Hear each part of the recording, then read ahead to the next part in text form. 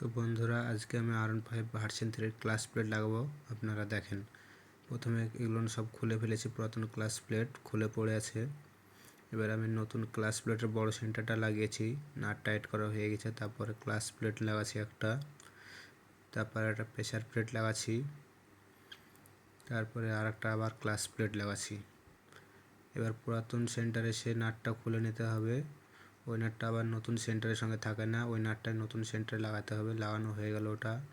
এবার বলটা দিয়ে দিলাম। এই বলটা যদি আপনারা না দেন, তবে বলটা না দেওয়ার কারণে ক্লাস হবে না। ওই নাটটা লাগিয়ে আমি এই বাটিটাতে দুটো ক্লাস প্লেট, একটা প্রেসার প্লেট, একটা ক্লাস প্লেট সাজিয়ে নিয়েছি এবং ওটা লাগিয়ে দেওয়ার পরে স্প্রিংগুলো দিলাম এবং চাপাটা দিয়েছি। চাপাটা দেওয়ার পরে নাটটা দিয়ে টাইট করে দিয়েছি।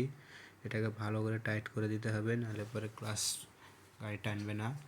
এবং মিডিলের নাটটাও চেক করে নিতে হবে, ক্লাস অ্যাডজাস্টারের নাটটা, ওখান থেকে ক্লাস অ্যাডজাস্ট করা হবে। তারপরে আপনার প্যাকিংটা ভালো আছে, সেই কারণে আমি কভারটাতে আঠা লাগালাম। আঠা লাগিয়ে ঢাকনাটা লাগিয়ে দেবো।